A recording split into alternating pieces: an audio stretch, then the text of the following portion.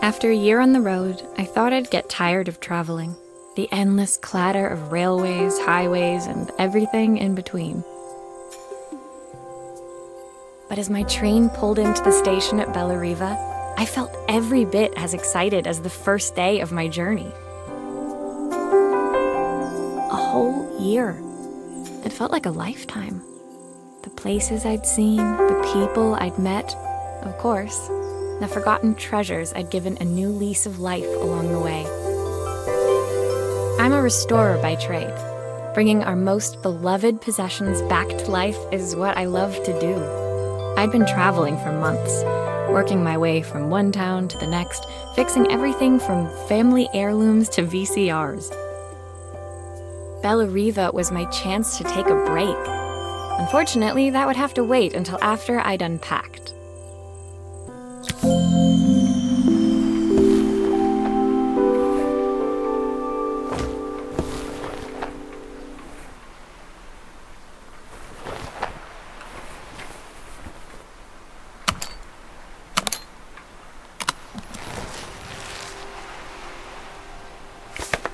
My passport. Not many blank pages left now.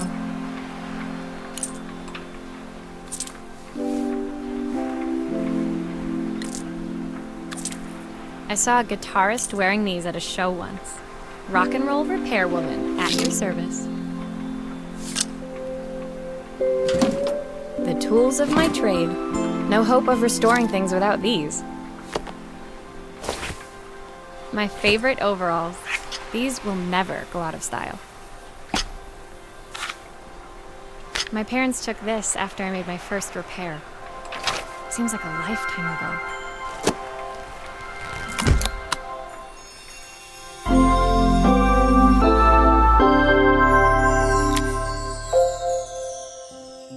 Finally, I'd made it to Bellariva. I'd come for the food festival, taking place in a few days' time. After living off TV dinners and instant ramen for the last few months, I was craving a decent meal. Of course, I'd need to earn enough money to pay for it, so I figured I'd head out the next day and find some work. My parents never wanted me to go. They wanted me to stay in their shop and have a simple, stationary life. I knew there was a world out there, beyond the four walls of our antique store, that I had to be a part of. I daydreamed constantly about the weird and wonderful places each of our antiques came from. I loved figuring out their stories, revealing the memories hidden beneath the screws and wires. My story in Bellariva began with a little girl, and a voice she was longing to hear.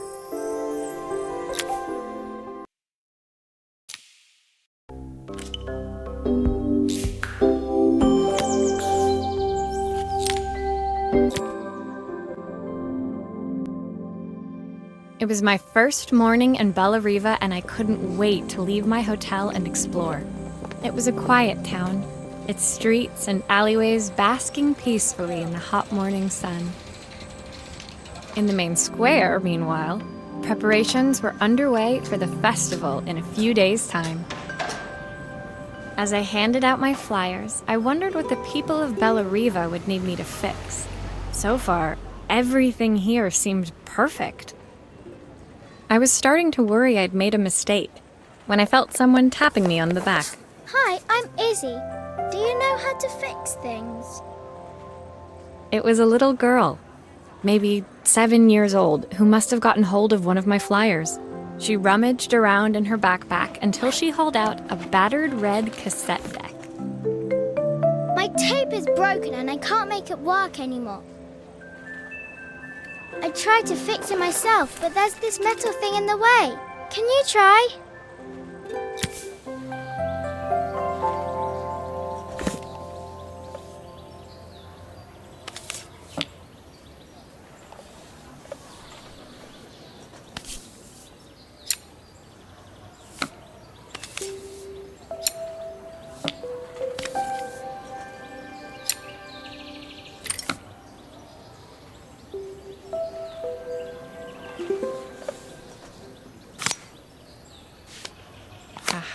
Those batteries look like they need replacing. Luckily, I have some spares.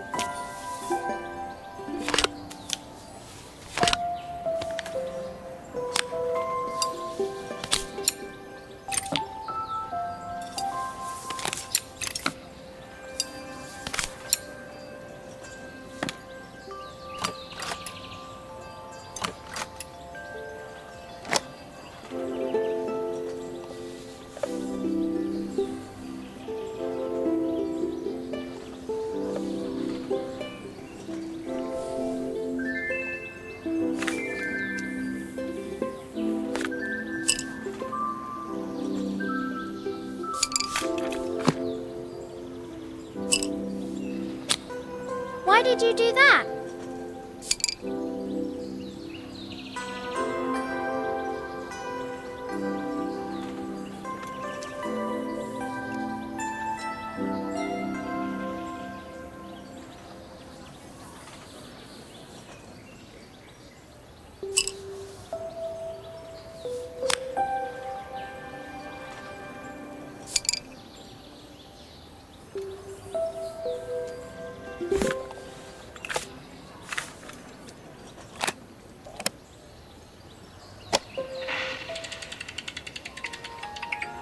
Will you dream a dream for me?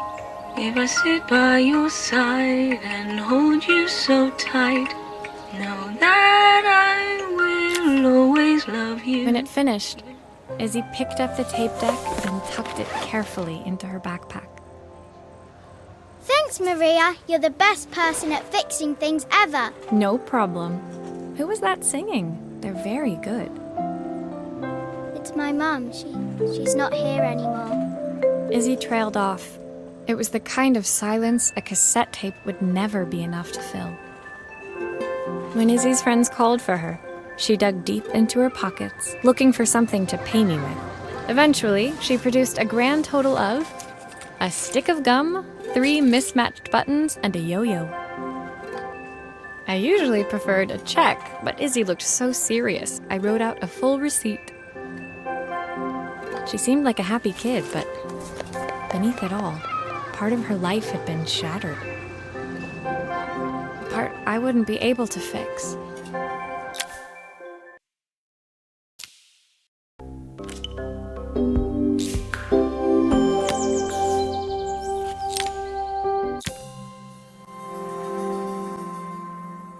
My first repair complete, I spent the rest of the day doing small jobs in and around the square. I was exhausted when I got back to my hotel and found a message asking me to make one more visit. The address led me to a quaint little house, a stone's throw from the beach. Bathed in the evening light, it looked beautiful, in spite of its flaking paintwork and chipped tiles. The front door was opened by a harried-looking man, still dressed from a long day at the office. Are you Maria? My name's Joseph. I'm Isabel's father. I'm so sorry she bothered you this morning. Please, come in. I'd like to settle up properly. On the mantelpiece, I saw the remains of a broken statue. Without thinking, I picked up a fragment.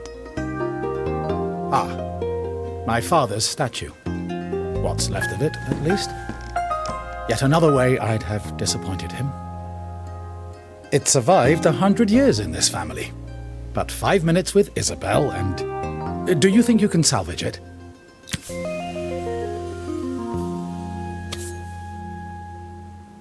Will you be able to see the glue afterwards? I don't want people seeing the cracks.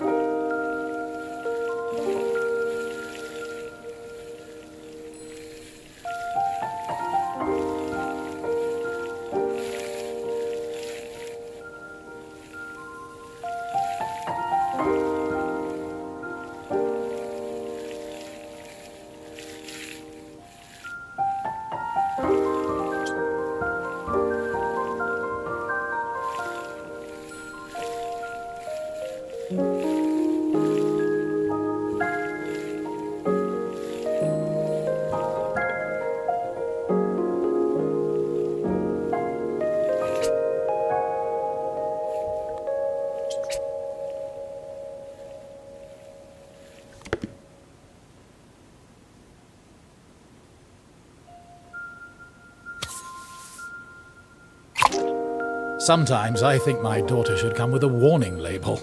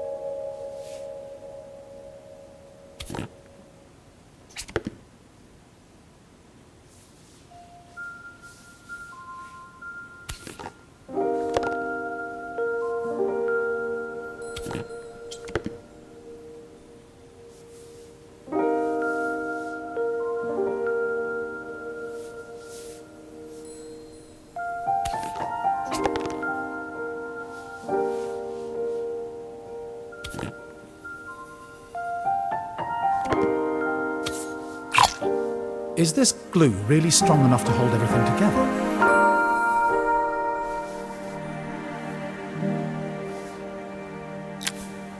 Thank you, Maria. It looks as perfect as it ever did. My father wanted me to make something of myself. He didn't have time for anything less. As Joseph put the statue back on the shelf, it nudged against the family portrait stood proudly next to it. So he was Bellariva's mayor. And that was Izzy's mom. They must both miss her so much. Sorry, I'm a little tired. I've been working late getting things sorted for the festival. There's only a few days to go. Looks like I'll be working late. Again. When I told my parents I wanted to leave, they always found an excuse to be busy, to avoid talking about it. I guess keeping themselves occupied was their way of pretending it wasn't happening. Joseph's work must have been taking up so much of his time. But maybe that was what he wanted. I just hoped he was finding enough time for Izzy, too.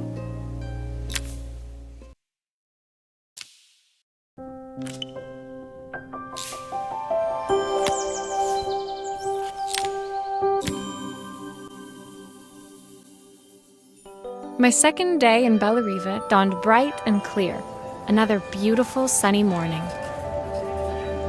Walking into town, I passed cafes overflowing with customers cradling their morning coffees. I stopped, breathing in the smell of roasted coffee beans and freshly baked pastries. I was about to go inside when the owner of Carmen's, the cafe next door, stopped me. Hello, Maria? Were you here yesterday handing out flyers? I have a job for you. Her place was petite, tucked between its competitors as if hoping they wouldn't notice. Judging by the empty tables inside, though, her potential customers hadn't noticed it either. It's a bit slow today, but we're just getting started. I'm sure it'll pick up soon. As Carmen chatted, she walked over to the counter and returned with an old rotary phone. At least I've got plenty of time to practice my recipe for the festival. It's a new special I've been working on. I was hoping to call my sister for some, seasoning tips, but it won't connect. Can you see if you can figure out what's wrong?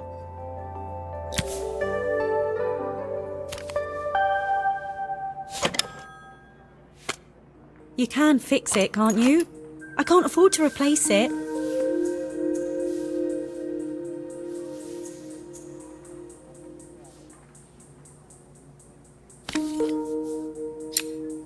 Obviously, we'd normally be much busier than this.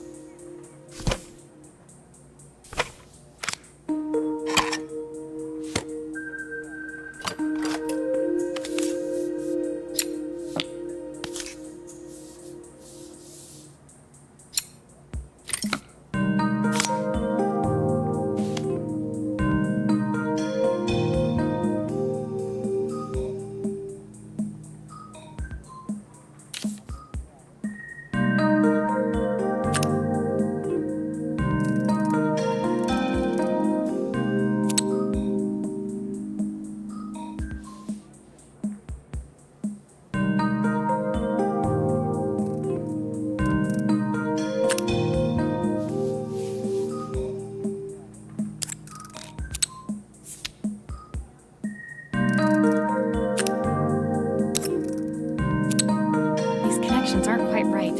I should check the wiring.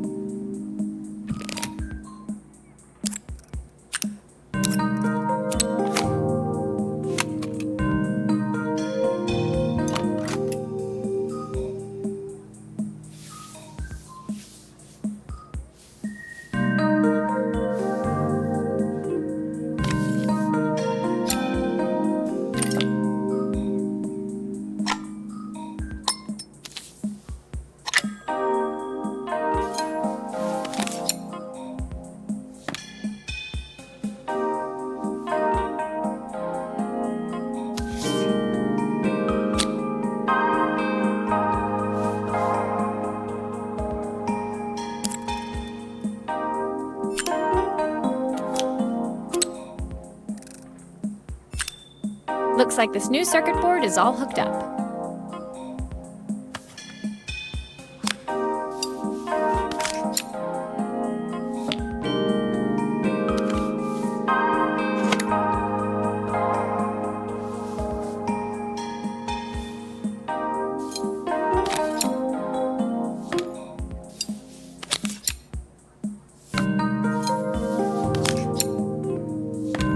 Still a few parts missing.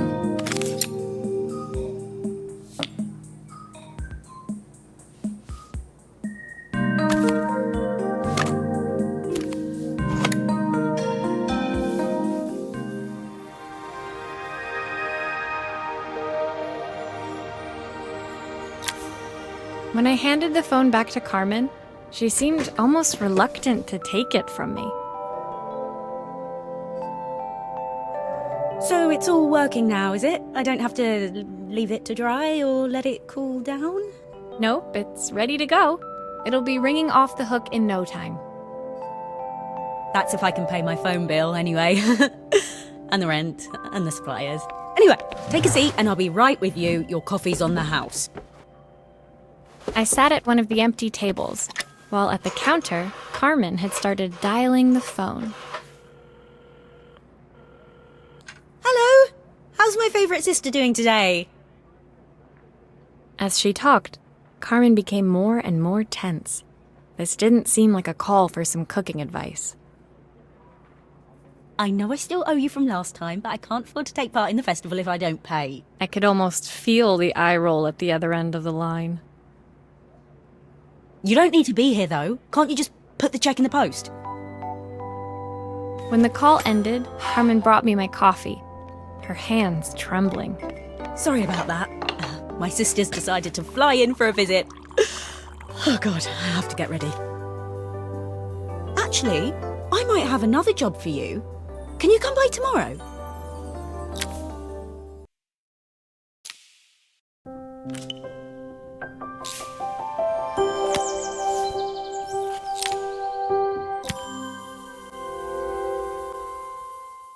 The next day, I'd promised Carmen I'd return to help her get the cafe ready for her sister's arrival.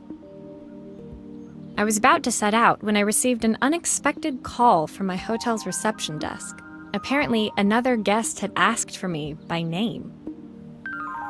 Curious, I took the creaking elevator up to the top floor and made my way to the room number they'd given. I knocked.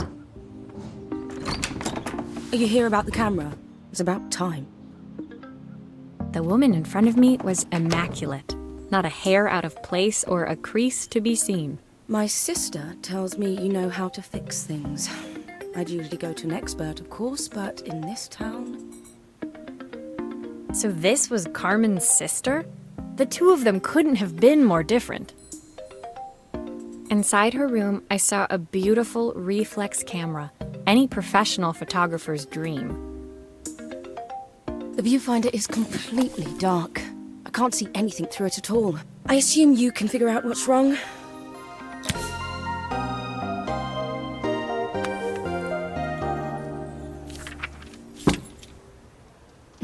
You need the manual.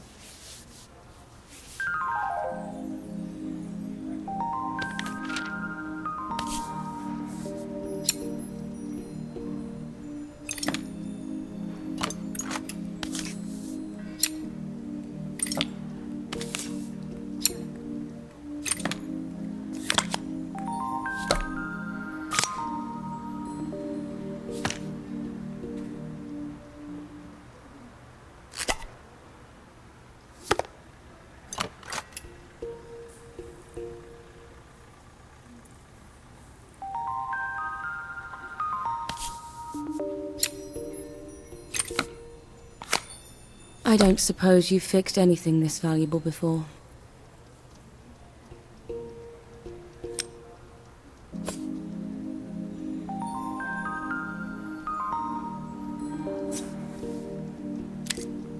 If I used the screwdriver, I could adjust the angle of the mirror.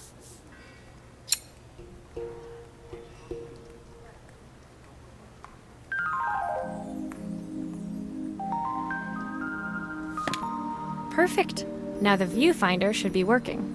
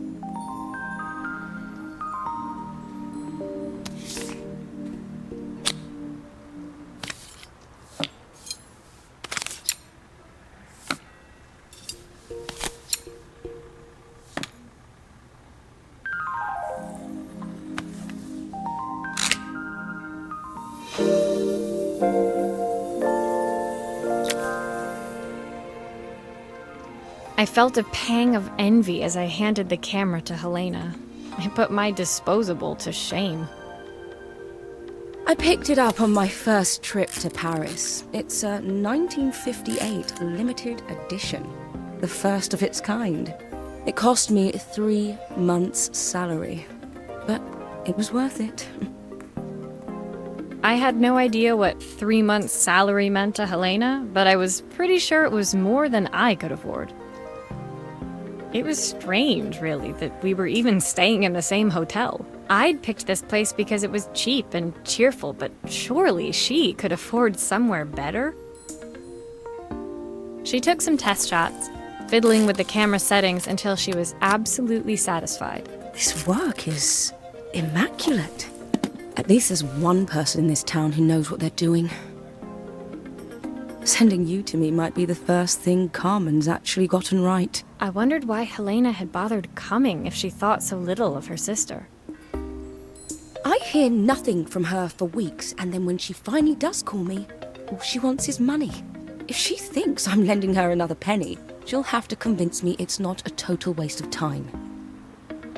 That didn't sound good. If Hurricane Helena was about to hit, I hoped Carmen was ready.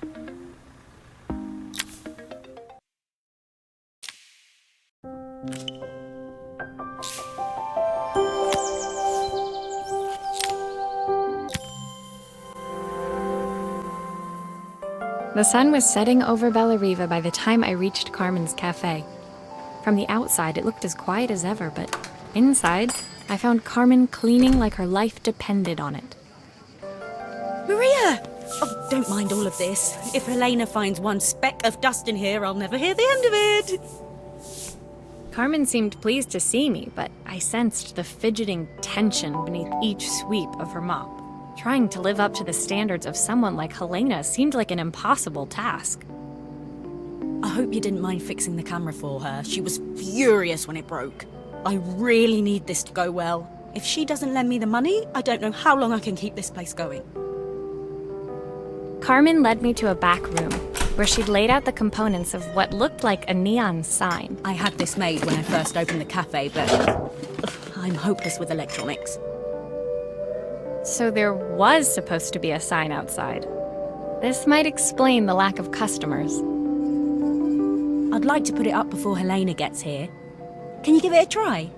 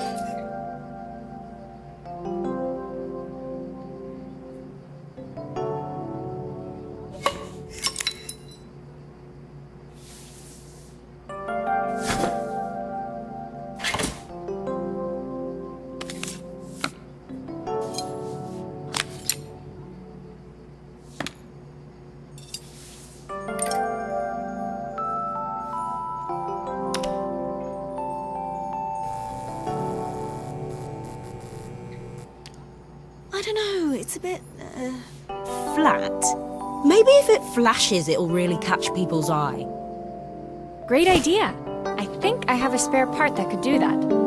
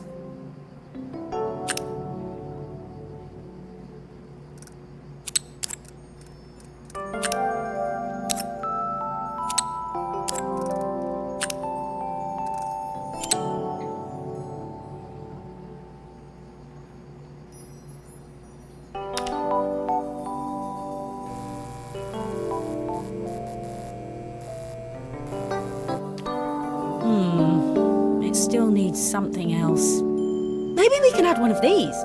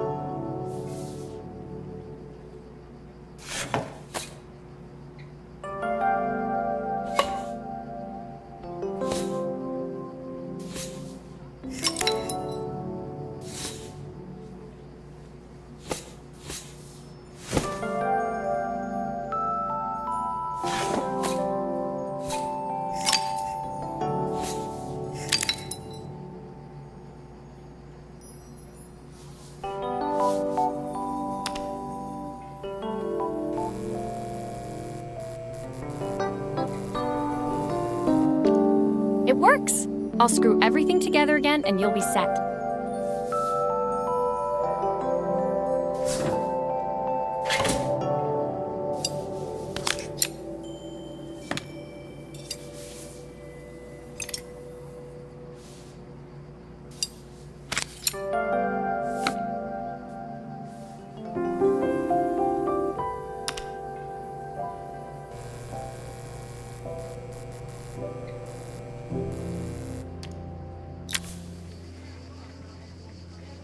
The sign fixed, we headed outside and mounted it carefully over the cafe door. Oh, that's perfect, Maria. It looks just how I imagined it. When I had this sign made, it all seemed so simple. Oh, I can't believe I might have to give it all up. I hope I've done enough. The smile froze on her face as she spotted something over my shoulder. I turned to see. Of course, my sister owns the only cafe in this entire town that isn't actually open. For better or worse, Helena had arrived. Carmen opened her mouth to explain, but Helena swept indifferently past her. Finally pausing in the doorway, she turned back towards Carmen. The first thing we're doing is getting rid of that hideous sign. And with that, she disappeared inside. I hoped Carmen's chances of saving the cafe hadn't disappeared with her.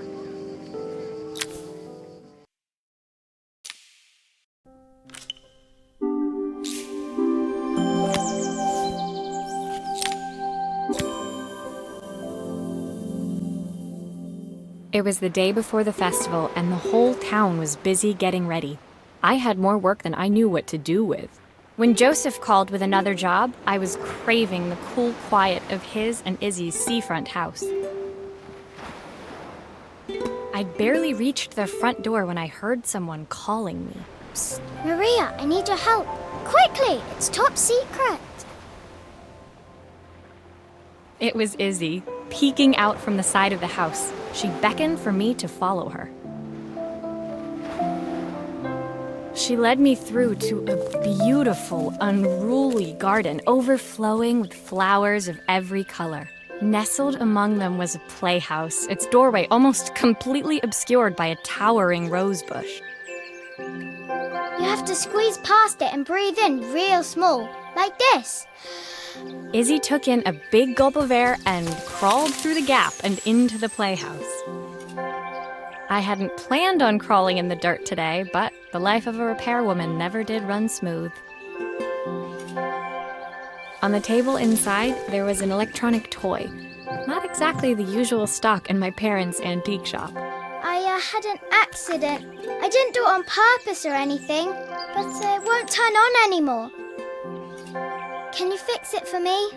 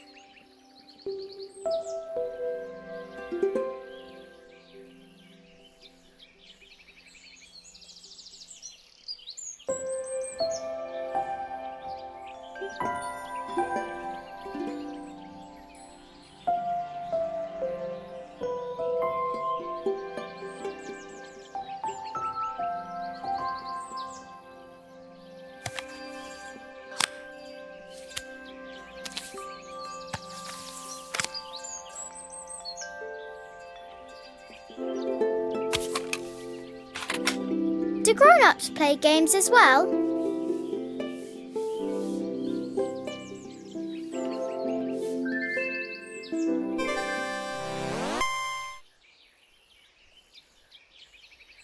Can you show me how to play? I tried before, but it was so hard.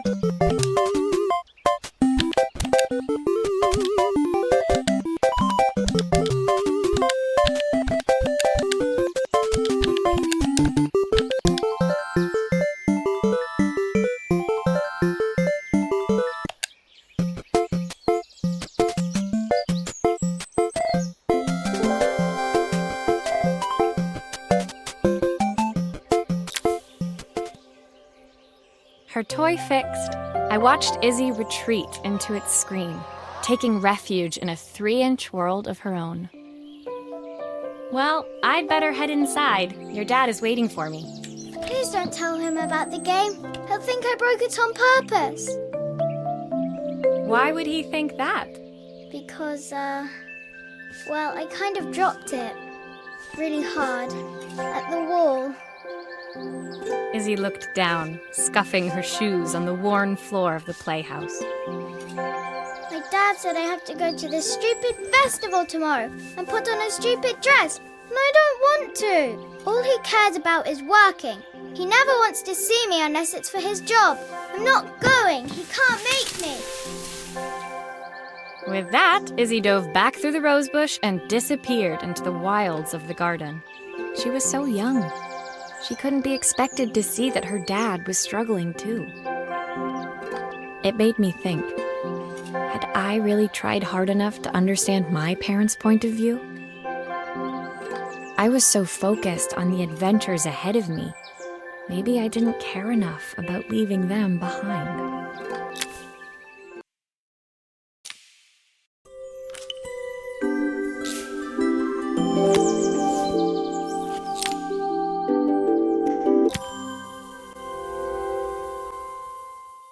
Leaving Izzy hiding in the garden, I walked around to the front of the house and rang the doorbell.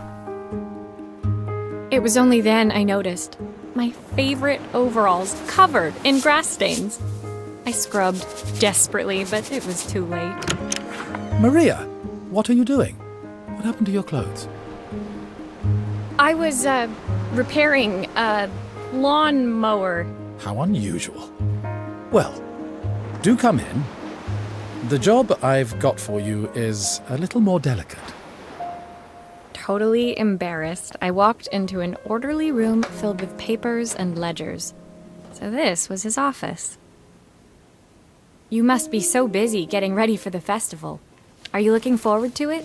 Of course. It's traditional for the mayor to judge food from every cafe and restaurant in town. I'll be declaring the best chef in Bellariva by this time tomorrow. Speaking of which... He unclipped the watch from his wrist and very carefully handed it to me. I'll have a tight schedule to follow, but my watch stopped working a while ago. Could you see if you can make it tick again?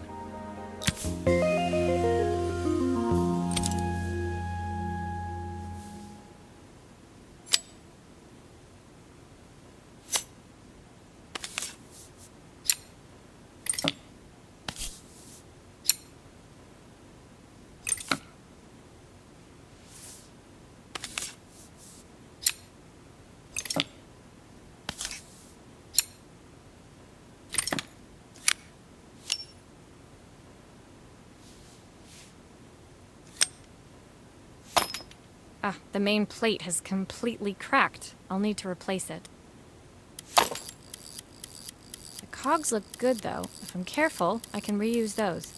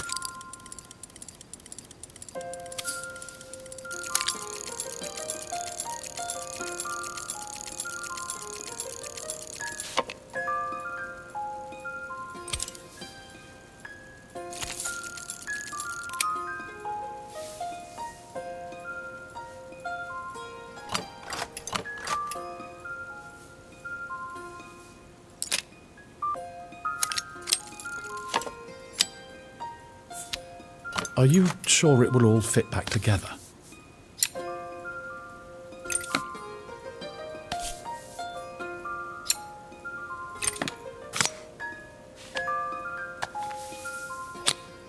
I've not gone a day without this watch since my wife gave it to me.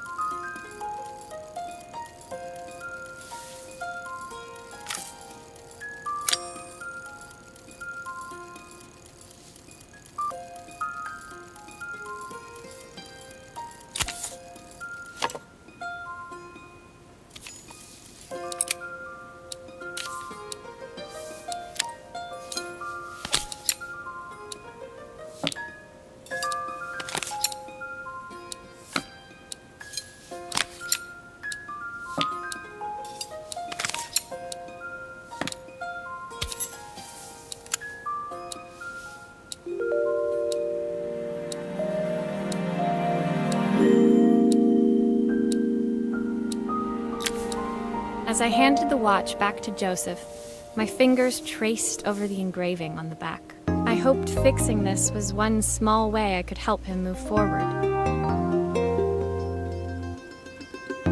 I can't believe it's working, Maria. Thank you.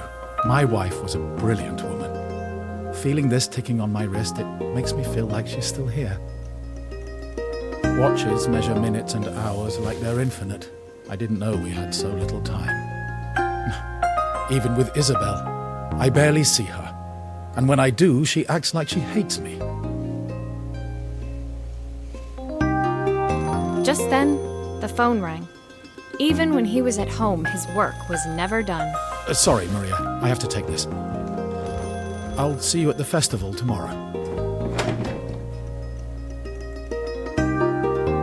As I left, I turned and saw him pacing the floor of his office, his watch glinting in the afternoon sun.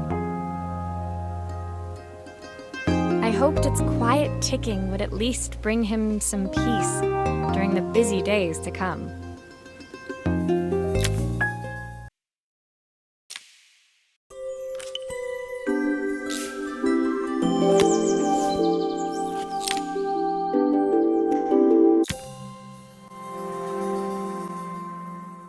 When my last job of the day brought me to Carmen's apartment, the door was opened by someone I didn't expect to see, Helena.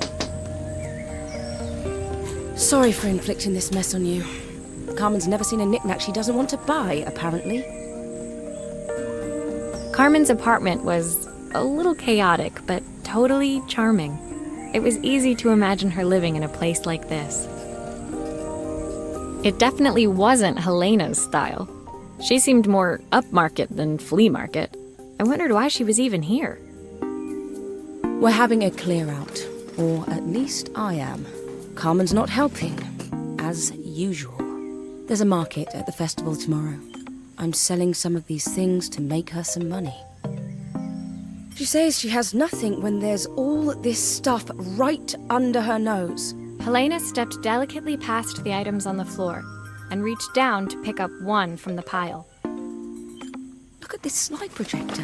Our parents treasured it, but Carmen treats it like a piece of junk. Can you take a look?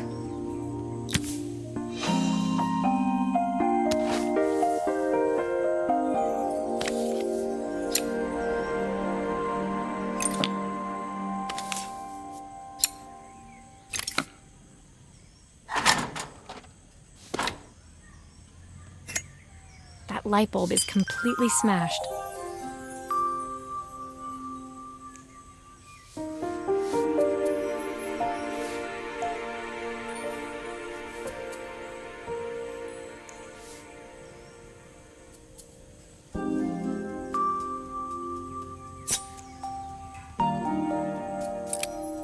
Okay, I'll need to redirect the light to the lens at the top for the projector to work.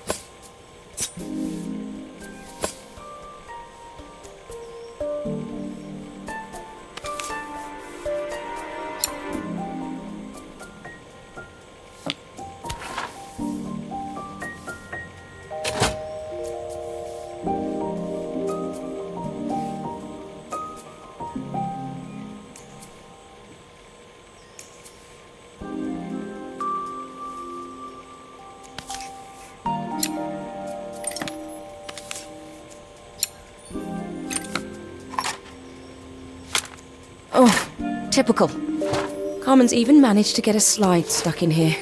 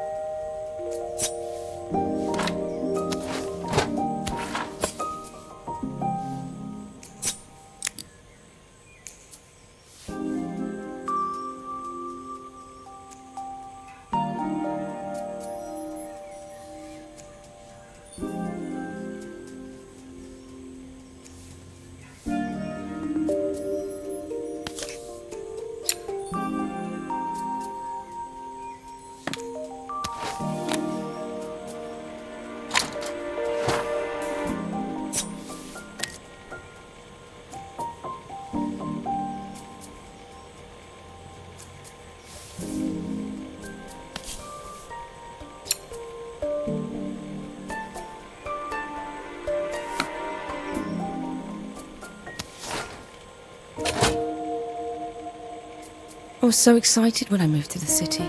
Carmen, she looks so sad.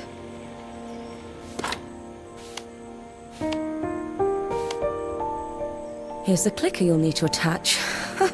God knows how Carmen broke that as well. Looks like something is still missing.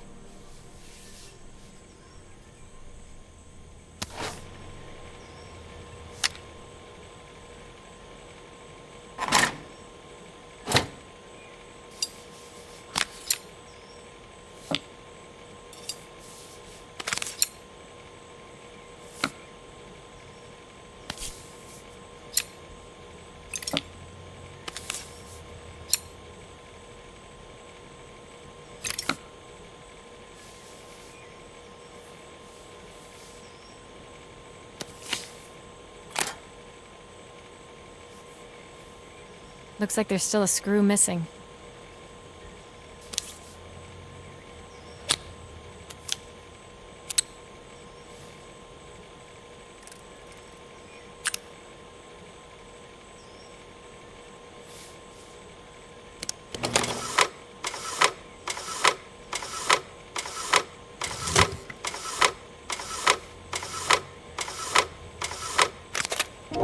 When we were younger, Carmen was always following me around.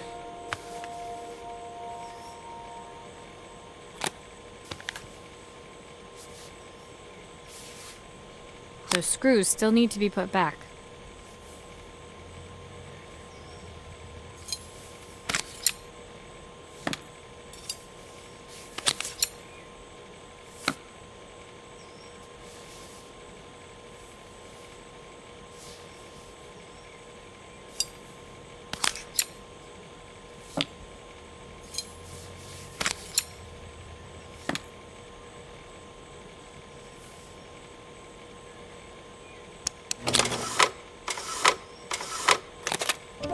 I suppose she looked up to me.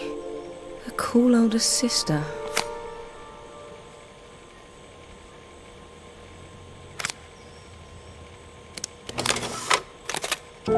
She used to ask me when I was coming home, but I was always too busy.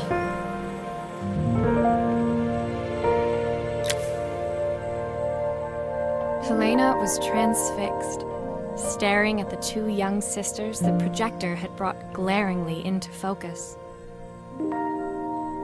I never meant to let her down. But you haven't, have you? You came all this way just to help with the cafe. Plus the money. That's the problem. There is no money. I lost my job a few months ago. My savings are almost gone. I have nothing. Carmen thinks I'll throw my checkbook at her bad decisions and make them okay. But I can't. Not this time. You know, the funny thing is, I came here wanting to tell her the truth. But she's so infuriating. How can I ask her for help when all she cares about is herself? Helena fell silent, shrinking under the gaze of her younger self, projected onto the wall. We drifted so far apart when I moved away. It felt like the only thing keeping us together was my bank balance.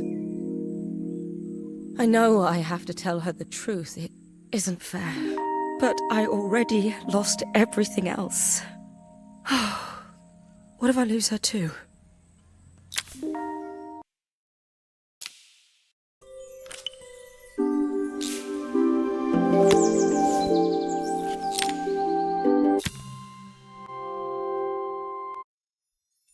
The day of the festival finally came, and after all my hard work, I was ready to put down my tools and pick up a fork. The smell as I entered the main square was incredible. Each stall was selling food even more delicious than the last. The competition would start any minute. Most stall holders were waiting anxiously for the mayor to pay them a visit. All of them, that was, except Carmen, who was still frantically chopping vegetables and stirring pots. Maria! Thank God you're here. can I ask you the world's biggest favour? Helena was supposed to help me run the stall today, but she never turned up. Probably too ashamed to show her face. I can't believe she lied to me. Carmen was stirring so furiously she was in danger of tipping the pot over altogether. The mayor will be here any minute for the judging, but I'm almost out of my special. She wasn't really going to ask me, was she? Not on my day off. I have a stove ready to build and everything. Can you set it up and make me a spare batch?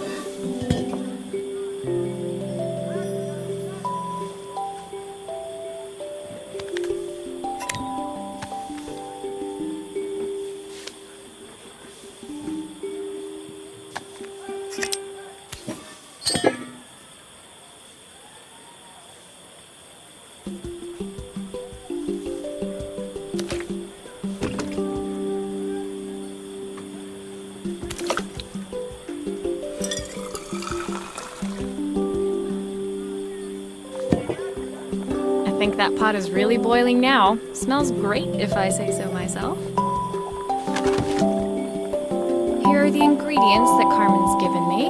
What to add first?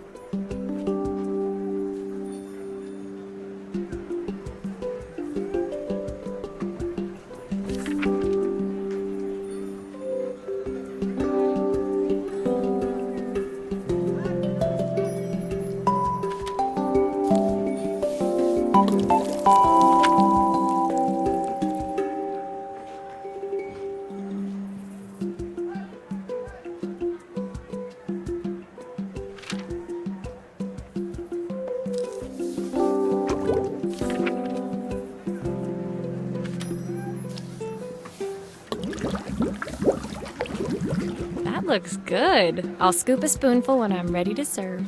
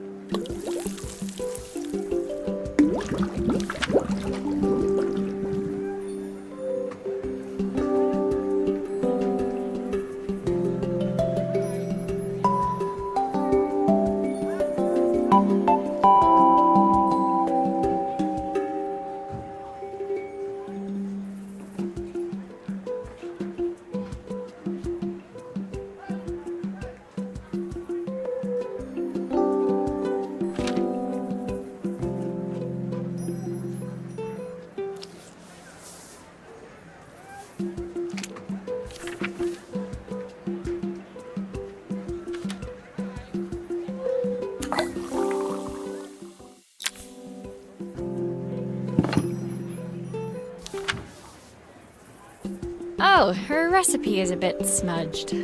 Never mind, I'm sure whatever I put in will be fine.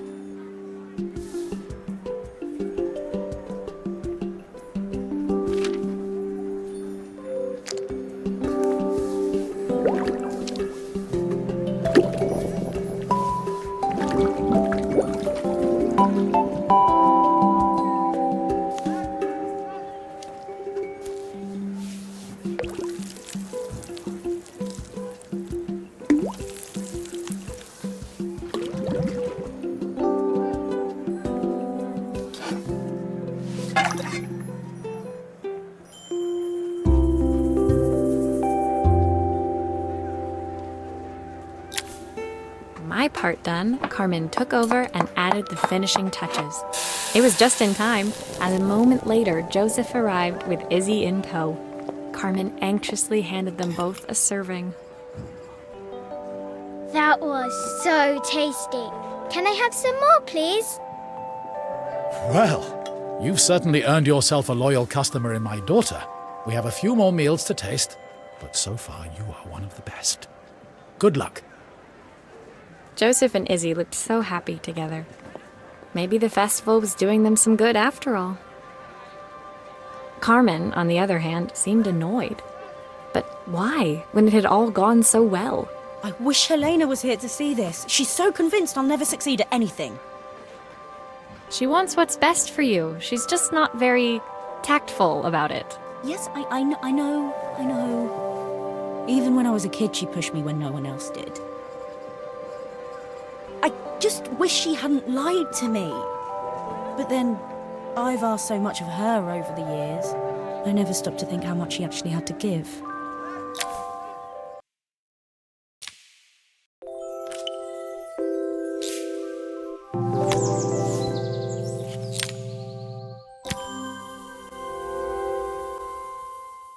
The festival finished.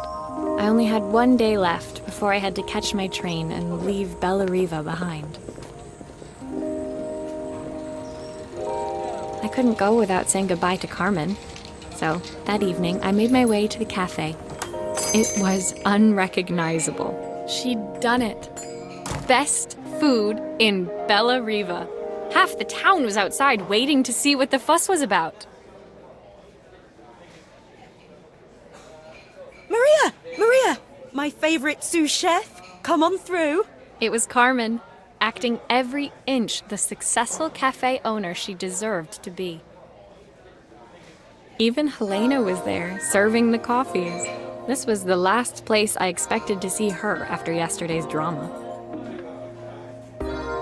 Carmen led me through to a balcony upstairs, where she brought out an old record player. I found out where Helena was on the day of the festival. She was selling her camera to clear the cafe's debts. But then she didn't have much left for herself. So, I've asked her to come and stay with me for a while. We have a lot of catching up to do. I wanted to give her this, to cheer her up. We listened to it all the time when we were kids. Do you think it has one last tune in it?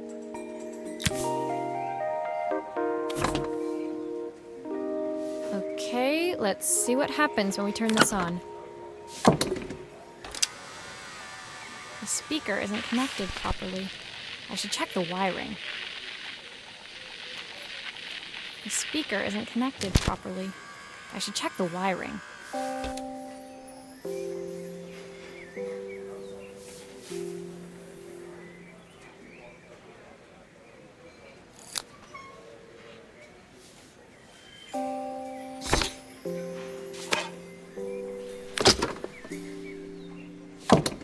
Here's the problem.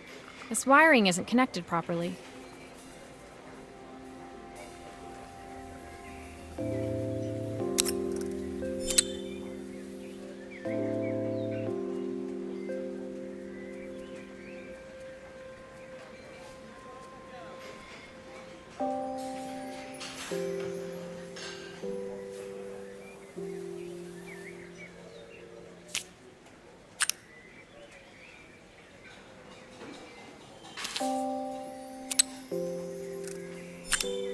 If I turn the volume up, I should be able to hear it now.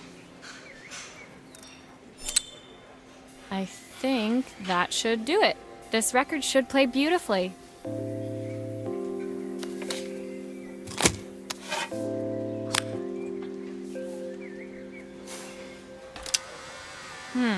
It's spinning the wrong way. How can I get it to play in the right direction? It must be to do with the motor. Let's see if one of these spares can turn things around.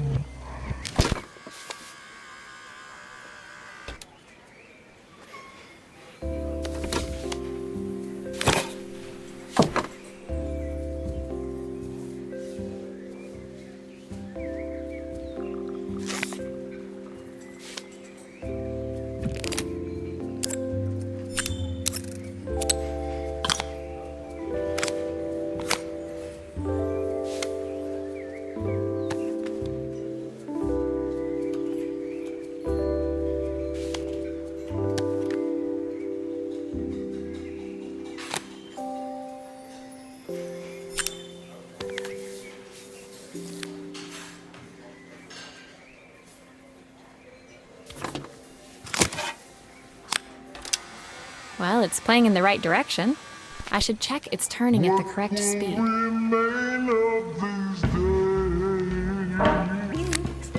The sweetest words I heard.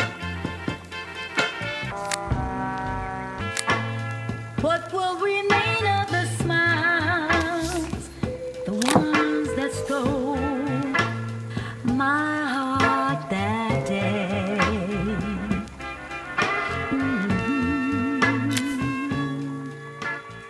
The record player's crackling tune must have caught Helena's ear, as she appeared a few moments later. Is that my old record player? I can't believe you've kept it all these years, Carmen. Leaning over the music, they looked just like the young sisters the slide projector had preserved all these years, inseparable once again. Carmen told me about your camera. That was a really generous thing to do. I loved that camera, but I love my sister more. Now it's her time to be the person she wants to be. I'm going to stay here with her for a while. Make up for lost time. Carmen and Helena's relationship wasn't suddenly going to be perfect, but they were both prepared to try. And to think, it had all started because of a call Carmen made about some seasoning tips. I guess in the end, maybe it wasn't so hard to just pick up the phone and dial. I hadn't spoken to my own parents in a year. I wanted to hear their voices more than anything. But the silence between us was so cavernous. I didn't know how I'd ever find the words to bridge it.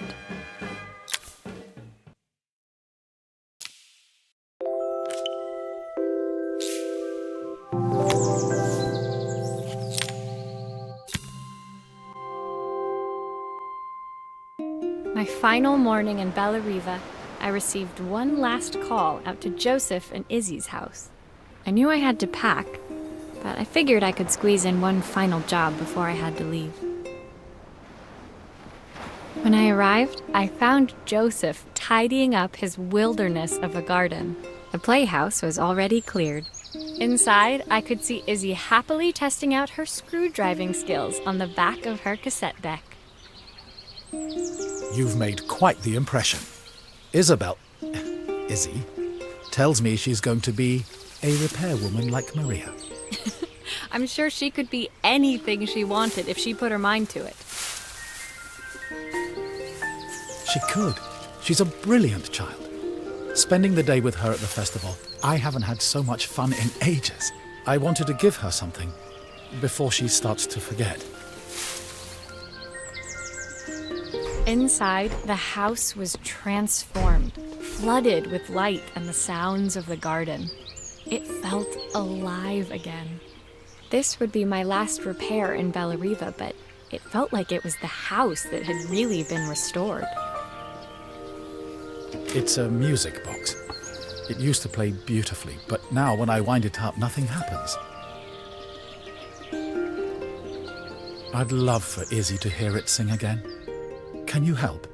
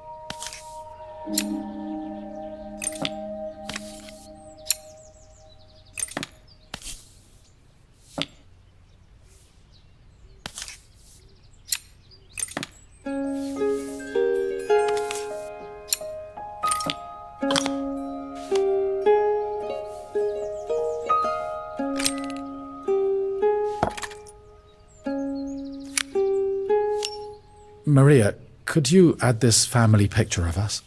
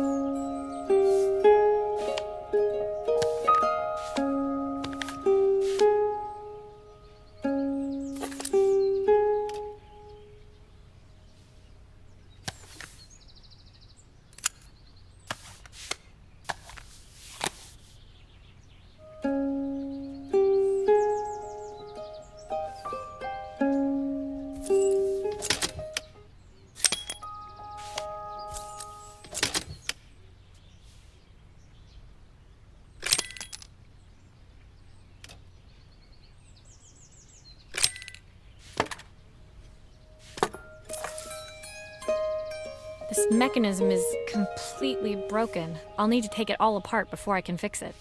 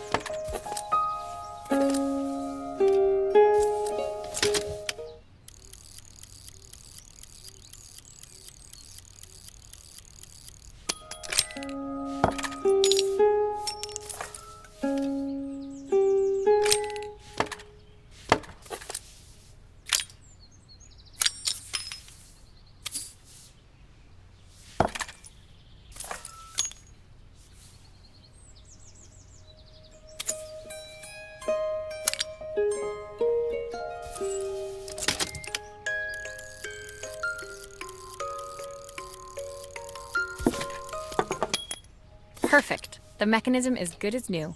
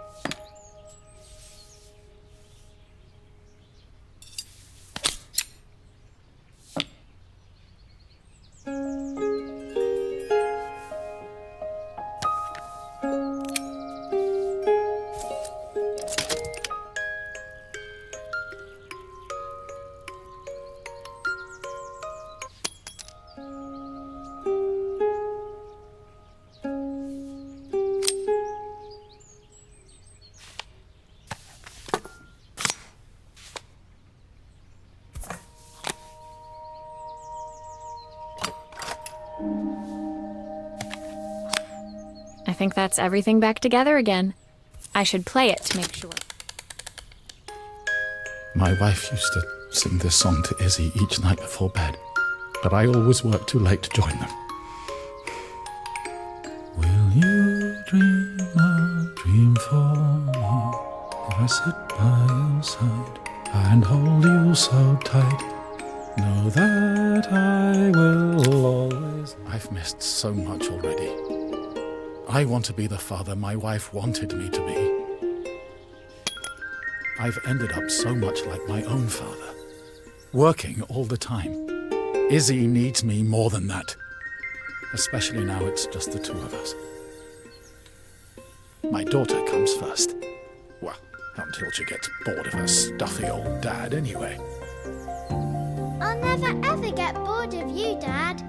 Izzy came running into the room where Joseph scooped her up and onto his shoulders.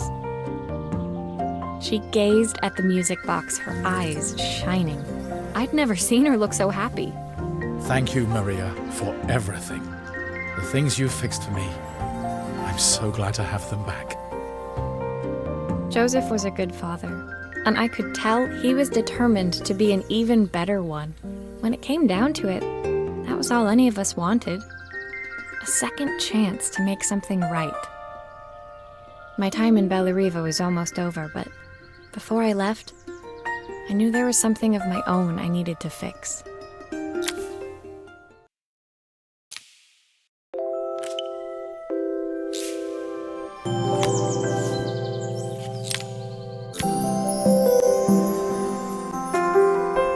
My time in Bellariva was almost at an end.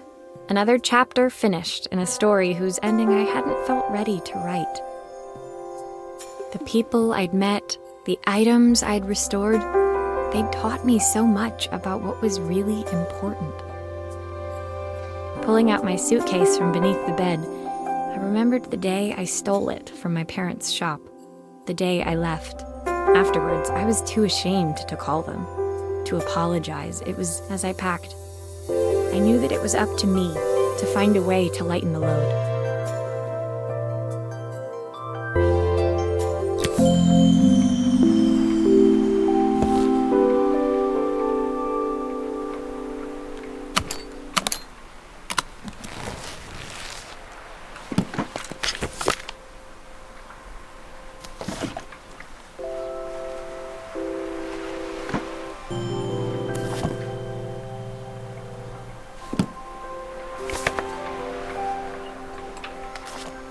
My train ticket.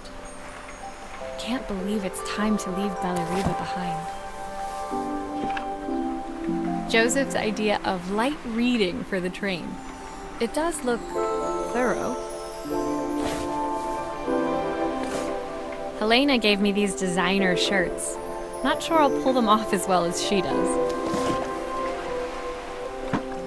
The recipe for Carmen's special. I'm under strict instructions to guard it with my life. Izzy gave me this in exchange for my repair manual. She'll be a pro in no time. My parents would love Bellariva. Maybe I can convince them to make the trip. The soundtrack to my travels. I'll be listening to this on the journey.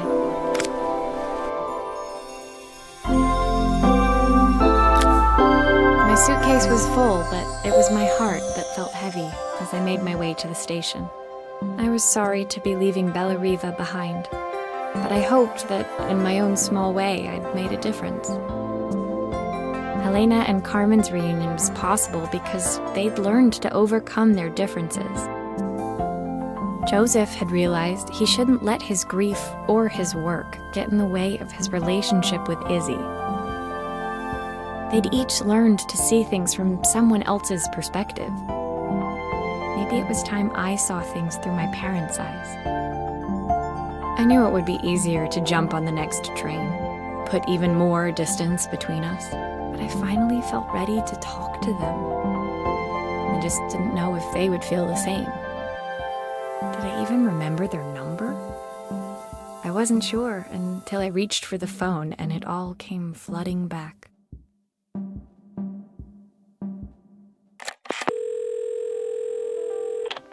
Mom? Dad? Maria? Is that you?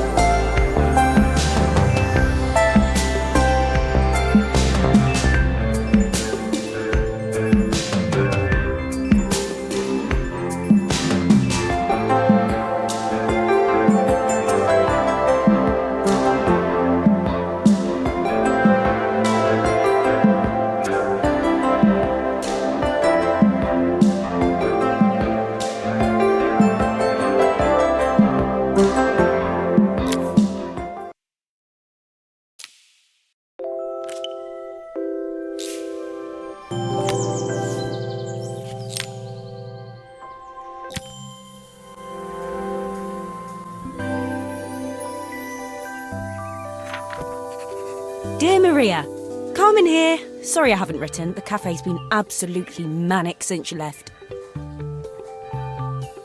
Luckily, I have Helena here to help. You wouldn't recognise her. She's like a new woman. She's always running round, taking orders and making drinks. I even heard her compliment a customer on their outfit. Personally, I draw the line at fluorescent green bowling shirts, but each to their own. It certainly made the customer smile. She misses the city, though. Bellariva's many things, but it's definitely not as chic as she'd like. She said there was a coffee shop near her old apartment where they made coffee with a shape drawn on top. It got me thinking, I'm an award-winning chef. I can figure out how to put a leaf on a cappuccino. A bit of cosmopolitan coffee might be just what Helena needs. Of course, ordering a new coffee machine was the easy part.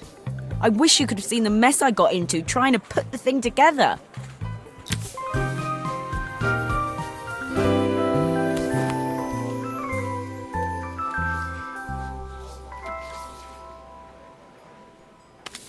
I saw Maria use her screwdriver a million times. Taking this apart will be easy.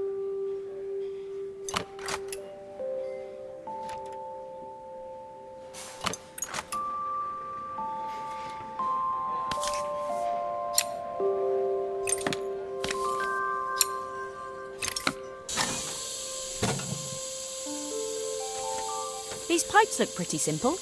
I should start with them.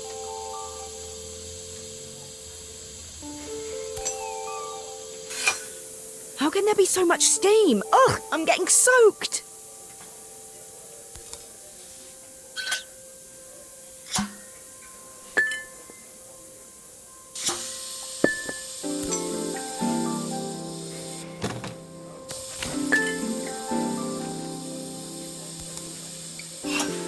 Oh, I wish Maria was here. She'd know how to put these pipes together.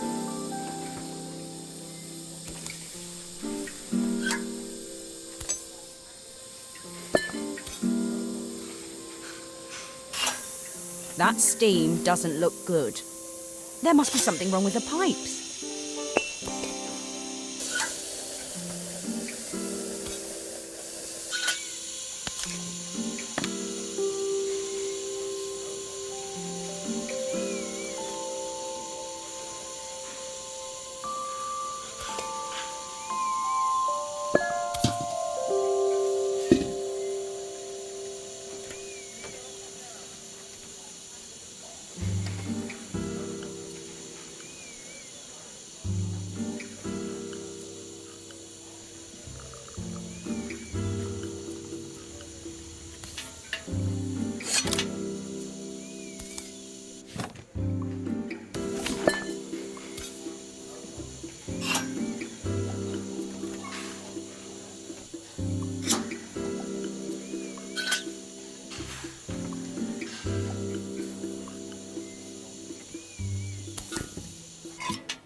Finally, no more steam.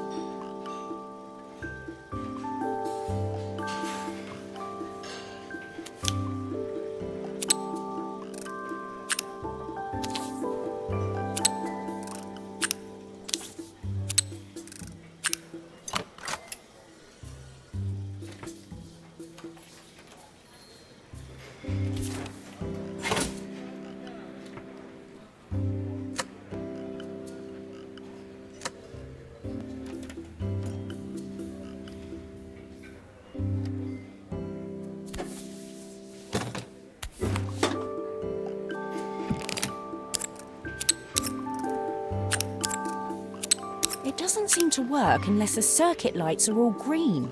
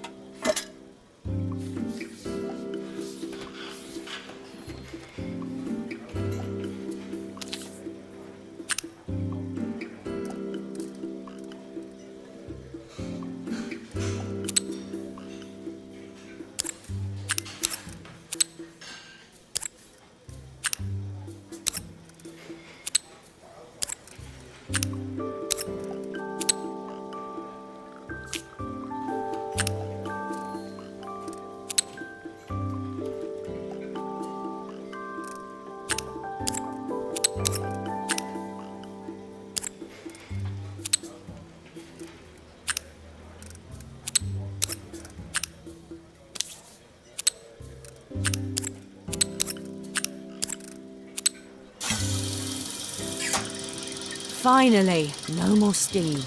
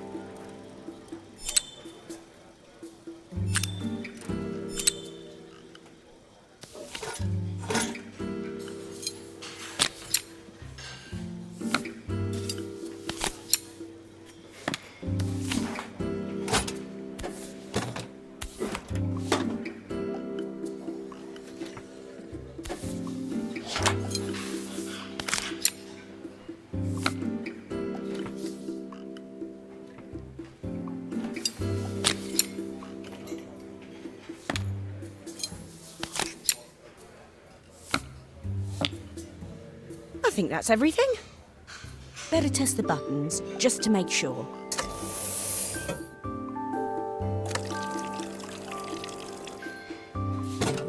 All done. Piece of cake. Time to make my first coffee, I think.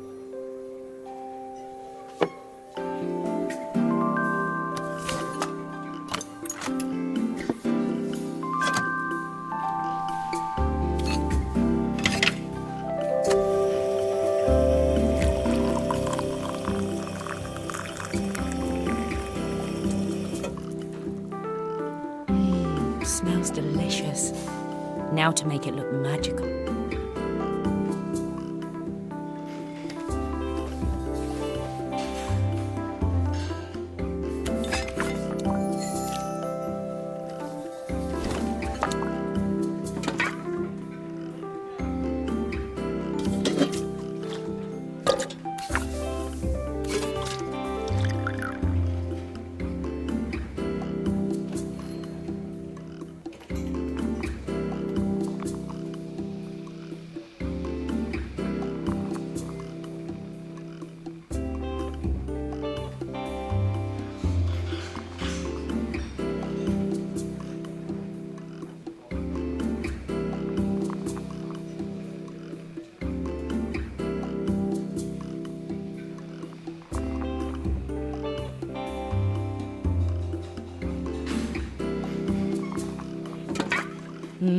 A perfect coffee. All it needs is a saucer and a couple of Helena's favourite biscuits.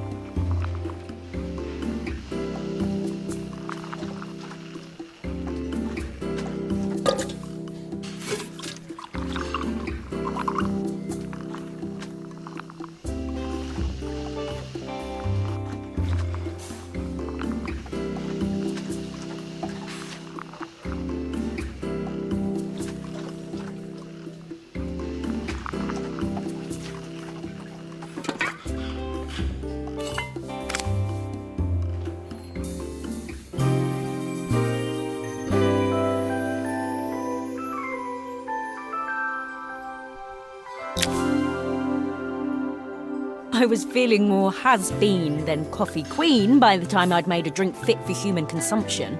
It looked a bit, postmodern, but knowing Helena's refined tastes, I hoped she'd think it was intentional. Always the connoisseur, she didn't even bother to look at it at first. She was so busy wafting it under her nose. Steamed up her glasses, of course. How was she going to see my work of art through an eye full of fog? When she finally spotted it, though, she was totally impressed. I'll admit, she spent several minutes trying to figure out exactly what it was I'd drawn. She decided it was probably a horse. Well, what she doesn't know won't hurt her. She was impressed enough to ask for another one. I guess I'll need to get some practice in. The whole thing was such hard work, Maria. I never realised how difficult it was, all that mechanical stuff. It made me realise how much I have to thank you for, so I wanted to say that now. Better latte than never. Hoping you're well. Your friend, Carmen.